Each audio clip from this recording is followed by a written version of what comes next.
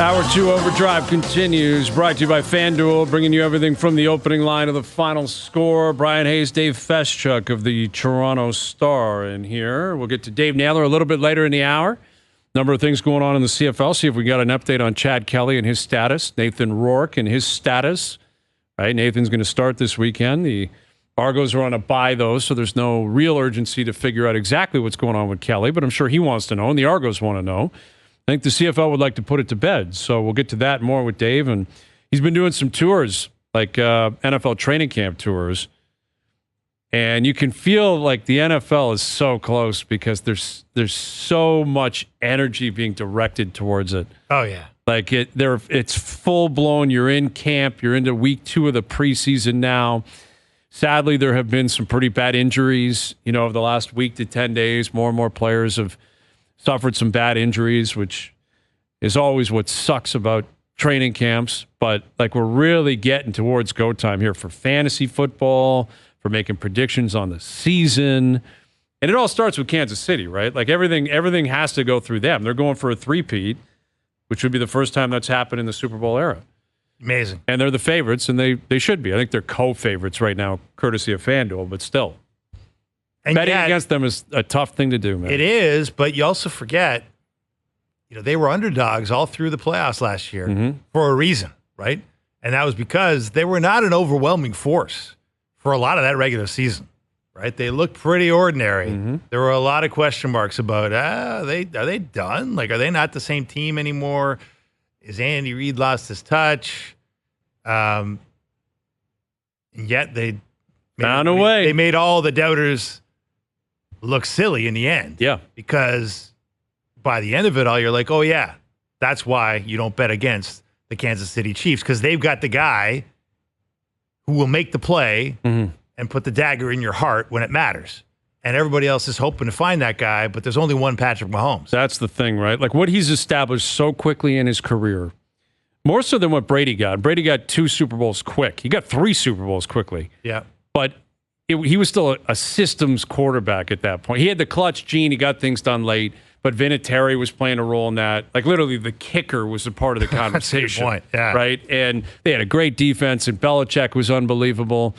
It took him probably until that next wave. Like the 2007 season was when he broke out. And that's when Randy Moss showed up and Wes Welker was there. Right. And he just torched the National Football League and unanimous MVP. And that's obviously when the Giants beat them in the Super Bowl. And they were, at that point, were they 18-0, I think?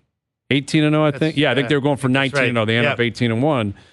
But it took him some time, as a starter to establish, okay, this is more than just a systems quarterback. This guy's a legit stud that can do everything and crush you.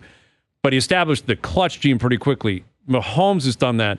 Like we talk about it countlessly in this city, specifically with the Maple Leafs, like proving you have the ability to perform and win. If you get that out of the way quick, man, it changes the whole complexion of your career and the whole forecasting of it. Yeah. Like if you get one quick, like the Blackhawks did, Taves and Kane, they got one quick. Sid got one pretty quick. Sid and Gino, quick. Yeah. It's like you get one quick, and then the rest, like the world is your oyster. Well, they can never take that away from you. They can't take it away, and you can observe it in their confidence, right? The way they carry themselves, the way they're looked at by other players, the way they are looked at within their own dressing room. Like you talk about guys that you just had an it factor. Like Taves and Kane at 21 were winning their first cup, right? It was like right and around putting there. on like clinics. Like Kane won a cup winning. He had a Stanley Cup winning goal. And like that's an emphasis. And that's why you have to remember that as you hear the defenders of the current system in Toronto say, well, these are learning lessons and there's an evolution here and sometimes you got to lose before you can win. Well, sometimes you can win just because you're really good and you've got it. And that's what really is difficult to accept, I think, for Leaf fans, is that the belief was when the 3 of these kids showed up at the same time, that's what was about to happen. Yeah. Like they weren't going to win a cup in year 9. They were going to win a cup in year 3 and 5 and 7. And that was the thing. It was like Matthews is here, and Marner's here, and Nylander's here, and everyone wants to come here, and Babcock's here, and Robert Island's been established, and now Tavares is going to come on down and win cups with all these guys. And now it's 6 years after Tavares showed up, and they've won one round. And the goalposts have completely shifted to now, well, Ovechkin, it took him a while. And whereas Detroit and Stevie Y, that's totally different. No salary cap. They had like 12 Hall of Famers on the team. I know. And yet Brendan Shanahan often you feel like he uses that as a reference for a lot of his decisions, right? Right. Rightly or wrongly. Now, Shanahan's a great champion as a player. Absolutely. And a Hall of Famer He as a proved player. it. He proved it. We know what he did. Yeah. But it doesn't mean he knows how to run a team. The point, though, to your point, like I was going back through it recently because you sometimes forget some of the details as you go through these seasons, right? And we were sort of writing a thing at the Star about what went wrong with the Shanna plan. And you go back to the second season, right? Or even the rookie season, it might have been, where it was Babcock rolling into Chicago. And I was at the game. I was covering the game. I remember the press conference. It was a morning skate availability, and he's sort of chortling because he just had a conversation with his good pal Joel Quenneville, and Quenneville had said to him, "Man, you look like you got the new Chicago Blackhawks. You got the new Taves and Kane, like Marner and Matthews, right? Welcome to the club. Welcome to the club, man. You got an impressive roster there." And Babcock is sort of like smugly saying, "Well, we do. Like, I hope he's right." And it was reasonable to think that there was the seeds of that there at that point. Yeah. Right? Now, you didn't have Duncan Keith on the back end. You didn't have some of the depth that those Blackhawks teams had, but you certainly had the star quality in those two players, and then Nylander on top of it. And, But isn't that the point right there? Yeah. Like it's multi-layered. The one thing is these players have proven that they can't do what those guys did in the playoffs. No. They couldn't elevate, throw the team on their back, and put up just astronomical numbers and literally win series and cups based on their stick and their plays and their force on the ice. But also up here, it ended there. It's like, well, you got your Kane and Taves. And then no one said, well, where's your Keith? Right. And where's your Seabrook? Right. And where's your Jalmerson? Right. And where's your Bufflin, and where's your Versteeg, and where's your Dave Boland, and where's your all these different guys. They had a lot of guys that filled out the roster where it's like, man, that's a really good team. Like top to bottom. Where's your Andrew Ladd? Where's your it was just it went on and on and on where up here the Leafs were like, yeah, we got those, we got the Taves and Kane, which they didn't. Great players. Oh. It's not that Matthews and Marner and them aren't great players, but we're talking specifically playoff performances. They can't. Right. They don't hold a candle to those guys. Well, that's the thing people miss about Taves. As I think as time goes on, you look at Taves outside of Chicago, especially, and I've noticed people sort of say, "Well, he wasn't that good," because you look at his numbers. And they're not that. They don't jump off the page. 30 goals, 70 points right? kind of guy. They don't jump off the page like Canes jump off the page. Right. But you and I both watch it with our own eyes. Like, you needed a playmate in a big moment of a big game in the playoffs. Jonathan Taves made that play. Yeah. Jonathan Taves found a way, right? Like looking at his third season in the league, that's when they won their first cup in 2009, 2010. They played 22 games that season, or in the playoffs. He had 7 goals and 29 points. So he was less than a point a game player during the regular season. Yeah. Very good all-around player, 25 goals that year, 68 points. Like, good player, really good player. And then had 29 points in the playoffs. I'm not sure if he won the Conn Smythe. Yeah, he did win the Conn Smythe that year. So because it wasn't even about the number of points. It was like the number of moments. You could think about the moments where he stepped up. Yes. And just like he did in the World Juniors, right? Like in that incredible shootout. Just send Taves back out. Send him back out. Send him back out. Like, there's a quality there. And if sports teams and sports psychologists and draft scouts could figure out what that quality is and how you bottle it or how you identify it, you get rich quick because it's what every team needs, but very few teams have, right? Yep. No, but you're right. That's exactly it. The ingredients that are there within the style of play, the ability for him to play all over the ice, the leadership skills, the clutch, toughness, the toughness. Taves had it all, yet you will look at his stats over time. It'll be, well, he wasn't a point-a-game guy, and he didn't even reach 400 goals career. And right. Yet he won 3 cups as their captain. He won a Conn Smythe when that first year they won a cup. Again, 29 points in 22 games. The last time they won a cup in 14-15, he had 21 points in 23 games and 10 goals. 10 goals in 23 games en route to a playoff, a Stanley Cup. Like, there's a lot of players in the league that can't match that. It's not only Toronto, but the Leafs, like, none of them can even, you can't point to those moments, let alone the confidence, and then trump it with the actual statistics and drop it on the table and say, look what these guys have. Like, Matthews scores at a rate that is nowhere close to his regular season clip, which I understand it. It's more difficult to score in the playoffs. I get it. No one's suggesting he's going to score at a 70-goal rate in the playoffs. But he's scoring at 34. Exactly. For his career. Like, he is not the best playoff goal scorer in hockey. Like, he's not even close compared to Draisaitl and McDavid. Because when you look over, you look across the prairies to that team in Edmonton. Yeah. Those guys elevate it, right? Like, oh, yeah, the scoring rate goes down in the playoffs. Some say, well, those guys don't seem to have a problem. Yeah. They've somehow inserted themselves into the top 5 of all time or the top 10 list. I didn't look at the end of the playoffs. They were in the top 5 at some point during the playoffs. Both definitely still in the top 10. Yeah. Points per game. All-time points per game in the playoffs of the Stanley Cup. I mean, it's incredible, right? Like, it's exactly what you dream about as a fan. Yeah. Our guys come to play when it matters. Right. Now, they don't have the cup yet, and that's going to dog them. You know, it's got to dog them. But man, like, can you really fault McDavid and Draisaitl for that? Like, they've shown up. Mm-hmm. They've shown up, man. Yeah, I mean, they've been to a Game 7 of a Cup final. They've been to a conference final. They have a fair amount of ammo to suggest that they have proven that they are playoff performers. Mm-hmm.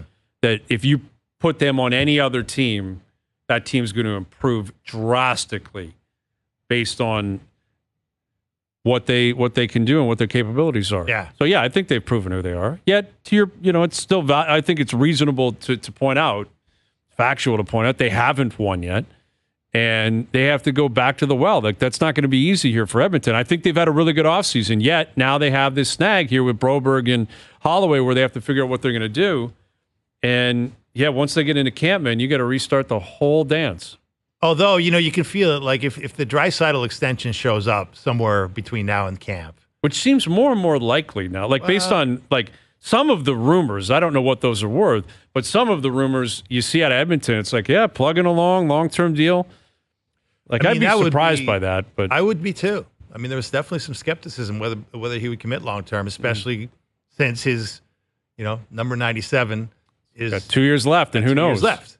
Right. Like, what's your level of commitment? And we've talked about that conversation. Like, do you really sidle up to Connor McDavid at his wedding and say, so, are you, I got to sign this Sticking around here Sticking around or not? Like, like, at what point do you sidle up to the best player in the sport when you're his best teammate and say, I know that I don't want to put pressure on you because I know you don't have to make the decision right now, but I have to make the decision right now.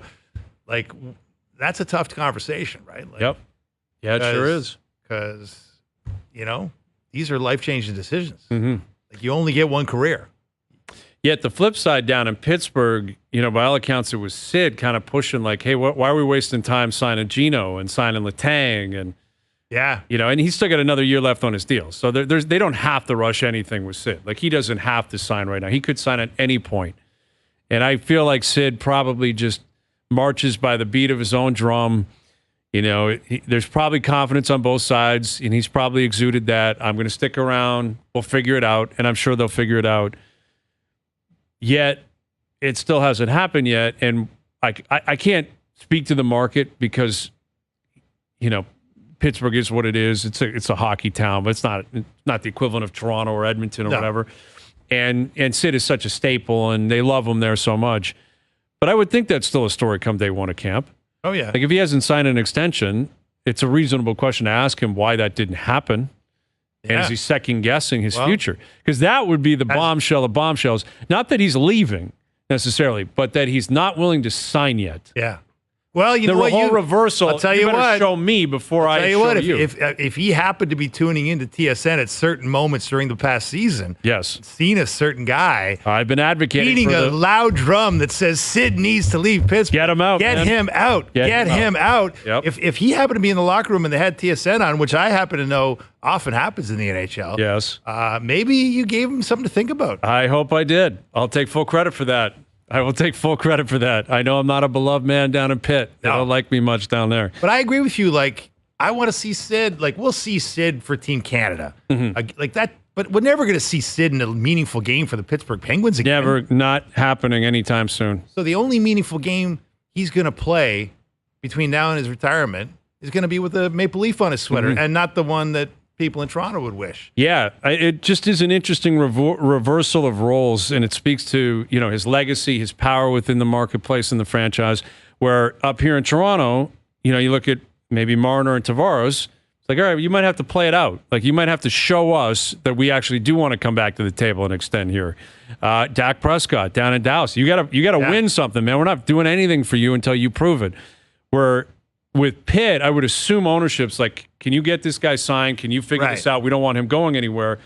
And it would be an incredible, power, I guess, transfer towards the player and Sid, where if he were to sit here and say, actually, I'm going to watch you. Like, that's the LeBron James play. What are you doing? LeBron signing 1-year deals, and he's like, I'm not committing anything to you until you prove to me you really want to win as much as I do. Right. Yeah. I'd love if that were the case. I don't know if it is. We know he has power. Far-fetched. We know he has power. Of course power. he does. We know he's influenced other decisions. He's also not stupid. He knows that they're not that good and there's not much they can do now. Right. Like, what's possibly going to change for Pittsburgh? You're right.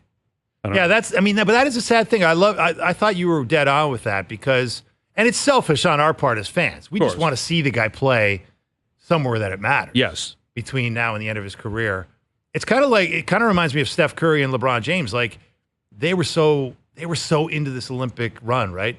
And Steph played one of the games of his lives at the biggest moment of the Olympic tournament to win the gold medal.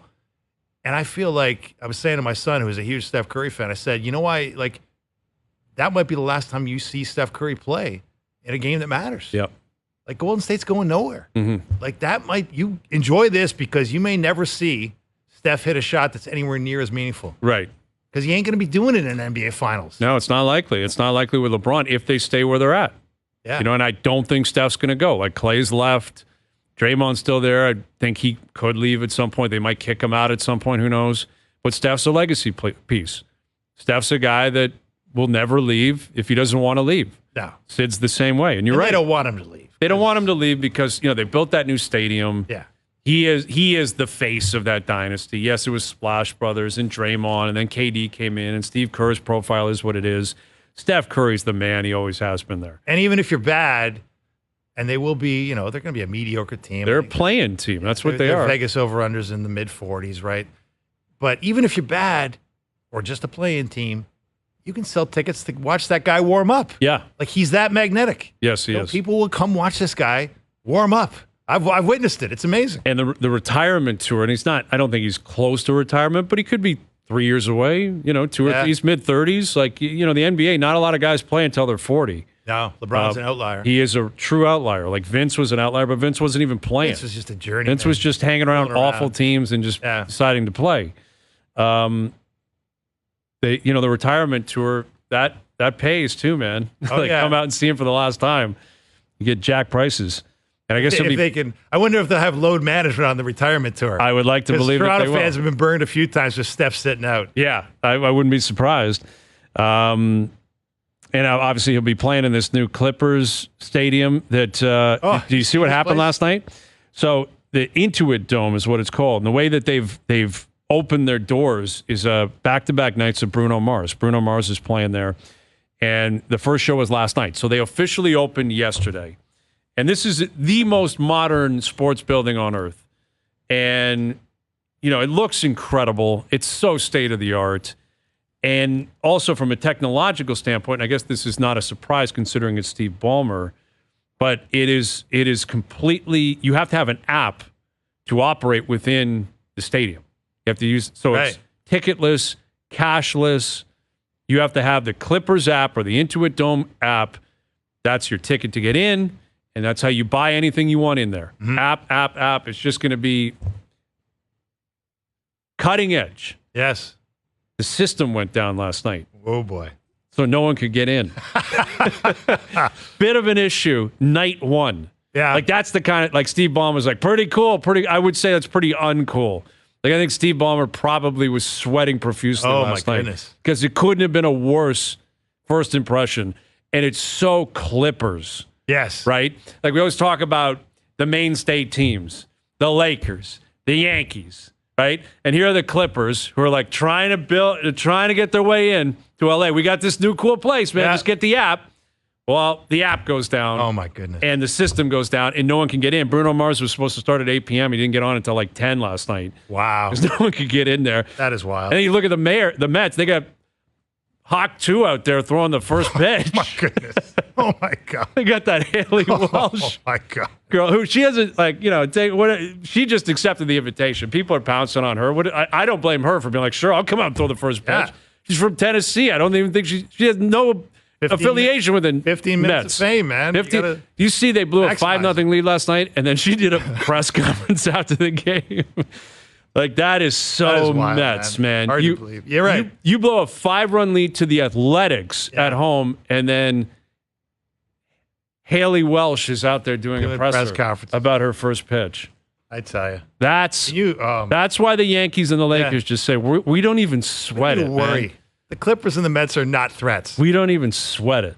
No. Can you imagine Ballmer? Like he is so wound up, right? Like on a regular day at the office, this guy is like vibrating, crazy with crazy energy. And can you imagine working for that guy and everything's going wrong? You'd have someone's calling him, and someone probably got fired last night. Oh, like, he seems like a Steinbrenner type, like fired on the spot. Oh, I can't even imagine. And then the lawyer comes over and goes, "You have to pay that guy $20 million." He goes, "I don't care. I'm the richest guy in North American sports. I don't care what it costs me. I don't care how they sue, how much. What's the package? For. 20? Get rid of him. Go ahead. Get rid of him. Like, on the spot, because someone would have had to call him. He was probably there last night. I mean, he would have been the opening night.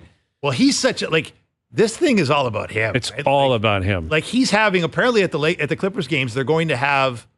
They got this incredible halo screen, right? Which is like it's just hanging above the arena all around the court. It's like the largest screen. If you got the Sphere in Vegas, this is like the equivalent for a court playing. Right. Like above a court. It's the biggest thing they've ever seen, anybody's ever seen. But they've got, within that, they've got obviously the main game on. They've got a Ballmer cam. Of course. They're going to have a Ballmer cam. Of course. Fixated on him courtside the entire game, so you can watch Steve watch the game. Can you imagine thinking that's a good idea? I know. Like, how arrogant, self-centered do you have to be to think that's a great... And you know, he probably didn't come up with it. Someone was like, I got a great way of getting in on this guy's circle. That's right. I got an idea, Steve, and he probably was sold on it, and he said, I love it, let's do it. That will last, I'll bet, less than 5 games. I wonder. Because someone will see him do something, and it will go viral, and it'll be like, get this off me. Probably him, right? That's what's going to happen. Once the feed's out there. Yeah. Like, someone can't take it back in. That's right. You know, some fan comes over and starts berating the guy, and he reacts to it. See you later. Right. Like, usually those things get caught, like, sort of with a late clip. But if you got a camera on him the whole time, you're producing yourself with the camera on him the whole time. You're right. That can have some unintended consequences. Yeah, you might want to watch yourself there. I wasn't aware of that. That's I've been reading a lot about this place. Like, they got it looks incredible. They got power at every seat, so you can charge your phone. Because you're going to need to charge your phone. Of course. If your phone's got to use the app, man. If your phone's dead, you can't get a beer. You can't get popcorn. They got this whole applause monitor thing where they're going to be able to see who's the loudest fan in the stadium. Like, they're going to measure who the loudest fan in the stadium is. And what will the benefit of that be? Well, they're going to upgrade that fan or something? Yeah, we're going to give rewards to the sections that are the loudest and the fans that are the loudest. And I mean, they haven't specified how. Aren't they trying to... They're doing like a fan section, aren't they? Isn't there like a Lakers like segregated section or something like that? That's what they were talking about. I haven't seen that done yet. Okay. We'll have to wait, right? Those things can always get disrupted by ingenious fans, right? Well, they may want the Laker fans to sit somewhere. Yeah. But maybe they won't, Right? Well, I mean, but again, the app, like this is what's kind of dangerous, man. If they have access to your stuff. That's the thing. Like you're being surveilled the entire game. They know what you're doing, what you're buying, where you're walking, if you're sitting, if you're not sitting. Yeah. If you're cheering, if you're not cheering. Isn't that crazy? Yeah. Like, because that's the kind of stuff, like you talk about a Steinbrenner move. This guy might be crazy enough where it's like, hey, someone in Section 302 is absolutely destroying you. Right. Steve Ballmer to his friend. Right. Talking. We can hear him, though. And he's saying Steve Ballmer's an idiot, buffoon. Security shows up. Like, that's. You're right. Well, James Dolan's done it with facial recognition at Madison Square Garden. That guy right there was yelling at me, kick him out. James Dolan, that famous, the facial recognition where if you're a lawyer that's on a lawsuit, if your name is on a lawsuit suing the New York Knicks, he figures out a way to ban you from Madison Square Garden. Yeah. This has happened. He's banned Charles Oakley. Yeah, Charles Oakley. Our good pal Oak. And Oak was justified in making sure that he knew what was going on there. Oh, that was disgraceful. That was ridiculous and so stupid to do. Like, Knick fans love Charles Oakley. I know. So like do Raptor fans. I mean, course. What a player. Bulls fans, everyone loves Oak. What a man. He's absolutely old school. You don't make him like that anymore. As my old pal Frank Isola called it in his book about Charles, the last enforcer. Yeah. Oh, NBA ain't like that anymore. That was it, right? Yeah. Go ask Vince about that. Like people were watching FIBA and how physical it was, and they were like, wow, I wish the NBA was like that. And I heard people saying that, and I was like, the NBA was like that. Yeah. It used to be physical. It was way more physical than that. A generation ago, they were killing Michael Jordan. Yeah. The Pistons were dropping Michael Jordan to the deck every time he came into the lane. Yep. Do that now, good luck. Well, that's how and a lot of it is hyperbole, but that's why you hear the former players saying Mike would average like 50 a night. Right, because nobody can touch him. No one could touch him. Right. It's not like he wasn't a great 3-point shooter. That's the thing. I think he would have become one. He was so good that he would have figured that out. He probably would. Because he established the fadeaway later in his career. Remember, the second half of his career, that was his move. He'd get into the paint and fade away. Yeah, when he got tired of getting hammered. Yeah, exactly. Drilled every time he dunked on somebody. So, yeah, it's funny how it goes. But, yeah, the Intuit Dome, I think that's you talk about bucket list destination trips. You were talking about Wrigley. Yeah. Jays are in Wrigley today. But those new stadiums. They look amazing. Like if you could do the SoFi Intuit Dome. Yeah, both in LA. Sphere, you'd be all out in that West Coast area. LA, Vegas, back and forth. Like the 3 state-of-the-art, the most recent state-of-the-art innovations in entertainment viewing, right? What are you hearing on what Scotiabank's planning on doing? Is I would assume they want the same technology. Like they're probably going to go to some app at some point too. I don't know about that. I haven't heard that. They're spending $300+ million. Yeah, and they're upgrading it so that buying stuff is kind of like you just walk through and click. That's what I mean? That's pretty common. I've been to a lot of stadiums where that's common. Big in the States. Yeah. I know when I was at Ford Field last year, that was the case. There's no one working in there. There's security or something. Yeah. But it's like you got to pay for it, you grab it, and you leave. You talk to the arena workers, they're like, yeah, they don't want us working here anymore. That's basically what it is. It's like cashless, and you don't need people to work. Humanless.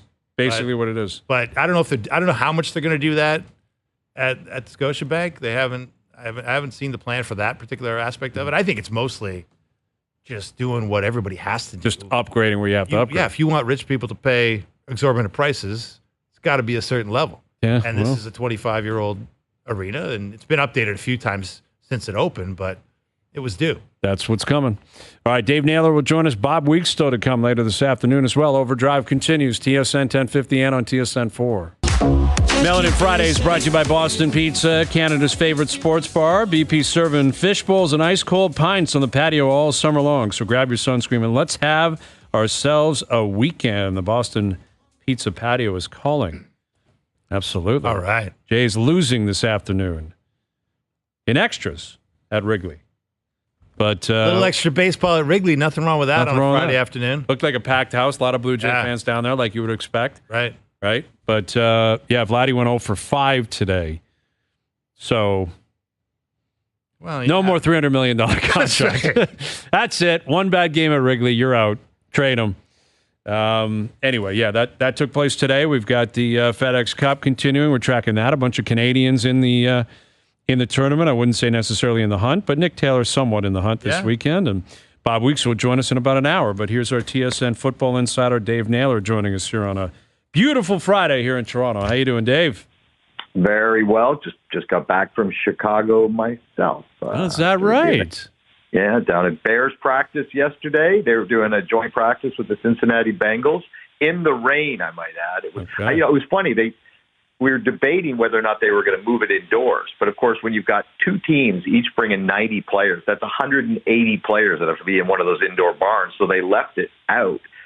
And the Bengals had two players carted off during that practice. Yeah, so, it's always the risk of doing that. That is a huge risk. Yeah. Yeah. Are you buying the Bears hype? Because, like, a lot of people want to apply what happened to Houston last year and just simply say that's going to be the Bears. Like, the Bears will be the Houston Texans of the NFC. Are you buying that?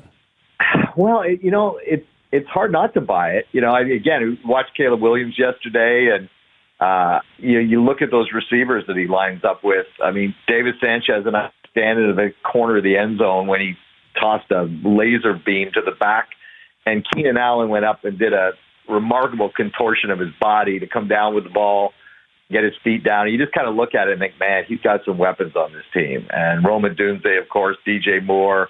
It's hard to think of a rookie quarterback who's ever walked into a situation like this. And the Bears, it kind of reminded me a little bit of the Jets when I was there, because the Jets are, of course, a team that's multiple years of missing the playoffs, and yet there's these huge expectations around them. And it's kind of like that with the Bears, multiple years of missing the playoffs, and yet there are these huge expectations around them. There's kind of a culture thing with the Bears, of course, as well, that, the one position they have always lacked is an elite quarterback. I mean, their record book for passing is owned mostly by a guy named Sid Luckman, who played in, the 40s. Something like, I mean, it's the dead ball era, essentially. The game was completely different.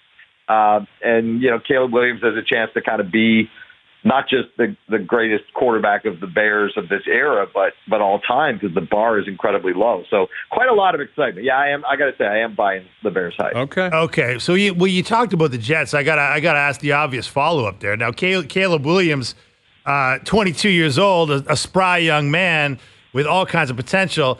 Not so much for Aaron Rodgers, Naylor. Like, what is your prognosis for the immediate future for Aaron Rodgers and the Jets at age 40? I think if Aaron Rodgers had to be the Aaron Rodgers 5 years ago, that would be an unrealistic expectation. It's such a short list of guys that have played the sport at age 40 at all, never mind played it well. And then, of course, you have the year off for Rodgers. Then you have the year before, statistically, was a down year for him. So, you'd have to reverse a lot of trends, both sort of recent Aaron Rodgers trends and historical NFL trends, in order to expect him to be, the MVP caliber Aaron Rodgers. But I'm not sure he has to be on that team. I mean, I think they've invested in this team because they got to win now. I mean, it's such a weird thing that they have the longest playoff drought in the NFL, and yet it's like it's Super Bowl or bust, right? And I think when you look at Breece Hall, when you look at Garrett Wilson, when you look at Mike Williams, and the defense, that's the other thing. They shouldn't have to win these games, 43-37 or anything. So I think when you combine the style of play that they're going to play, the type of games they're going to get in, because they're going to be low-scoring games, I think the last several years have told you that with the Jets. Those are the type of games they tend to get in. And you look at the talent that's around them, I think the Jets can be formidable. With Dave Naylor at TSN Football Insider, looking to the CFL, still no news yet on Chad Kelly. He met with Randy Ambrosie, the commissioner, this morning. Should we read anything into that? Like, what do you make of the fact that nothing has been revealed in terms of how that meeting went and whether or not he's fully reinstated yet? Well, I'll go with some fresh information here, because I'm just working on this as we speak, guys. The meeting between Chad Kelly and the commissioner did in fact happen today, and the league, what I believe the league has tried to impose some further conditions on Chad Kelly, so that, you could be reinstated, but these are the conditions under which you're going to be reinstated. And I don't know that the Argos or Chad Kelly's representative are on board with that. Specifically, one that is known as a last chance agreement, which I believe is sort of a condition that would say, if we've decided you do anything that runs afoul of our expectations of you, we get rid of you. in the league. Now that and the pushback is coming saying, well, that's not the way player discipline works under the collective agreement. That would not be that would basically taking away Chad Kelly's rights as a CFL player under the union if you forced him to accept a last chance agreement. I think there's some back and forth going on this. I think this is going to continue perhaps into the next few hours and days. I think the Argos are scheduled to practice on Sunday. There's some loggerheads on this one. I think there was, my expectation was that there was going to be a path for Chad Kelly to be able to return to the Argonauts in timing off their bye. But I think it was always understood there might be some conditions placed on him. And his question is whether those conditions were going to be palatable to Kelly and the Argos. And it appears at least one of them is not at this time. Ooh. Yeah, I find the Argos' position in this very interesting because he's their guy. They've paid him, a lot of money. He's the MOP last year. They're committed to him. He's a box office guy. Yet, the league generally comes first, right, Dave? Like at some point, Chad Kelly will leave, and the Argos will continue to do work with the commissioner's office. So how do they balance that? Like it's one thing for the head coach or the GM to say, okay, let me talk to Chad, or let me try to figure out how this is in our best interest and work on behalf of the quarterback. It's another thing when Randy Ambrosie calls Keith Pelly up and goes, we're partners before you're partners with the quarterback. Do you understand what I'm saying? Like, how do they juggle the two? And I think you hit right on the dynamic that is the most kind of difficult to figure out in this, right, shall we say. And here's my kind of take on it. And I'm going to kind of go big picture here. I think when it came to the 9-game suspension and the conditions that were placed on Chad Kelly with that suspension, which, by the way, Chad Kelly was not, accepting of out of the gate back in May, I think the Argos were all on board with the league. I think they were all on board of trying to get Chad Kelly to do the right thing. I think they were all on board with not having him practice and deferring on the league to on that matter, which, by the way, they don't have to. It's not, when a player's under suspension, you can have him practice.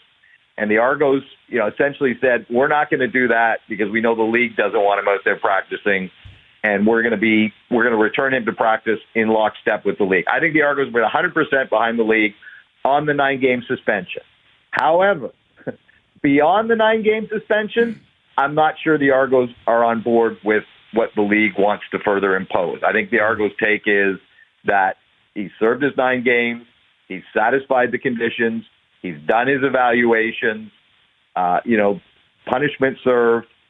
Time to move on. I think that is more where the Argos are right now. So that's why this is such a pressure point. I think that this right now, not only with regard to the commissioner's relationship with Chad Kelly, but perhaps the Argos as well.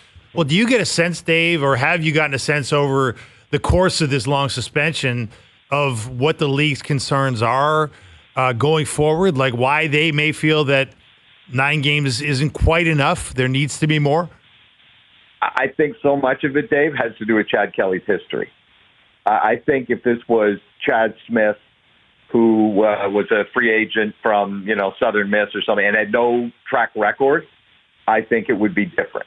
The problem and the challenge with Chad Kelly, should we say, is that, going back to high school, in college, in the NFL, there have been numerous occasions where he has exercised poor decision-making and, had to deal with some significant fallout from his decisions and been given other chances. And then, back we go. That's his history. And I think what the league is trying to do is not be part of that cycle. So, you can, look, I think it was a very, very strong punishment. Without trying to diminish what Chad Kelly, did or has admitted he did or the report says he did, I think by any standard, half a season is a lot. But I think Chad Kelly didn't help himself last February and March, when his future and the discipline was kind of pending with some of his activities on social media, some cryptic stuff. There's at least one video of himself that was posted where I described it as him showing a complete lack of self-awareness. And that might be putting it gently. Those are the things I think that the league sees all kinds of red flags on. And that's why if they're going to have Chad Kelly back, they want to be able to have some measure of control, I think. Yeah, it's an interesting scenario on the East Coast. Then on the West Coast, you consider it's just euphoria with Nathan Rourke's return. And right, it coincides with Vernon Adams being injured anyway. So there's no carousel week one of Rourke's return because Adams isn't going to play. So Rourke's going to step in and play. How has the league responded to this? We've spoken to people in Vancouver. We had the GM of the Lions on. We had Farhan on recently. Like everyone out in BC and in Vancouver, they're loving life, and the coverage has been immense, and the ticket sales, and they're hosting the Grey Cup this year. In terms of the league office, like how big of a get is this to have Nathan Rourke return and step right in and start playing? I think they're euphoric at having him. Mm-hmm. And look, you got to think of it from the league's perspective here, Brian, is that forever, I think the Canadian Football League has wanted to have, a legit Canadian star quarterback. That's been sort of the dream. And, people talk about Russ Jackson, but I mean, Russ Jackson is like more than 50 years ago, right.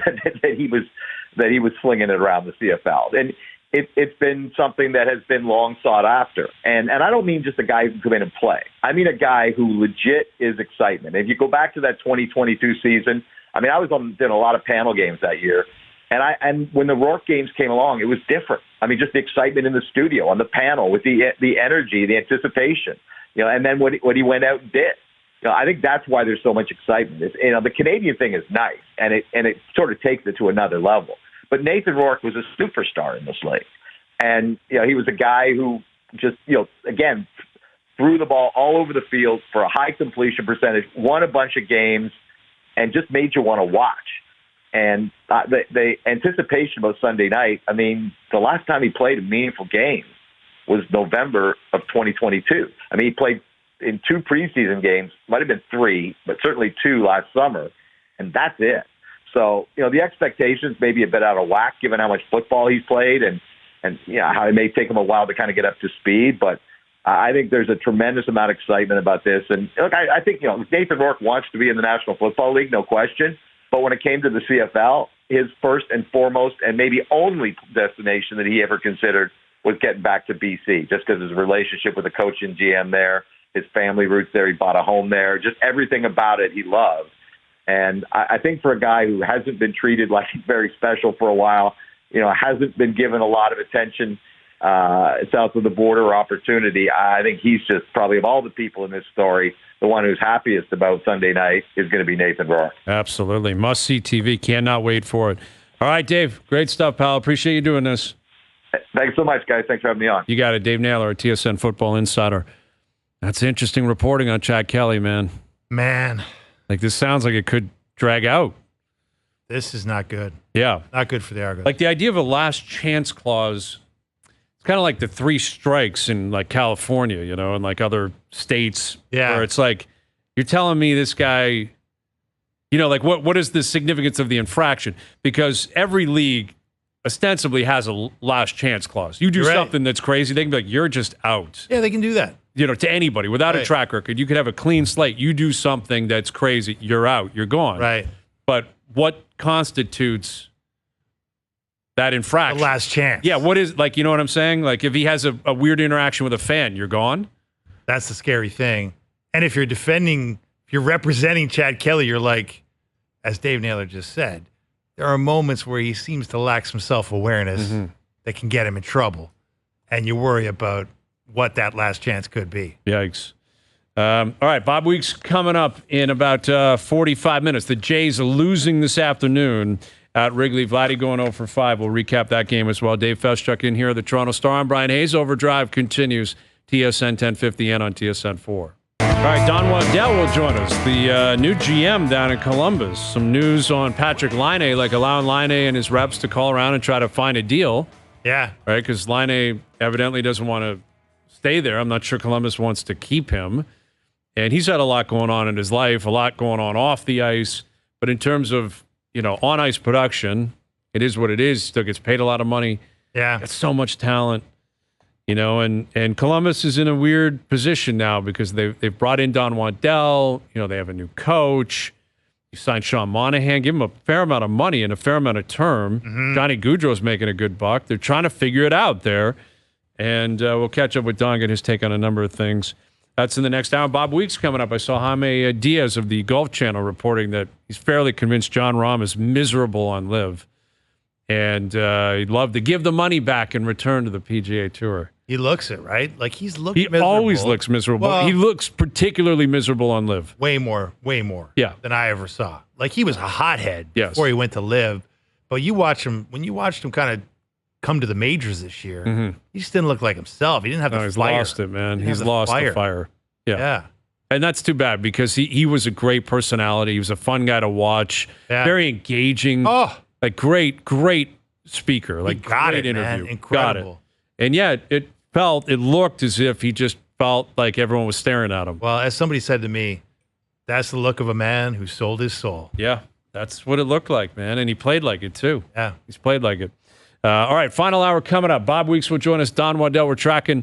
Again, the Jays losing at Wrigley today as they continue that series down in Chicago. So we'll look ahead to the weekend games as well. Overdrive continues, TSN 1050 and on the TSN app.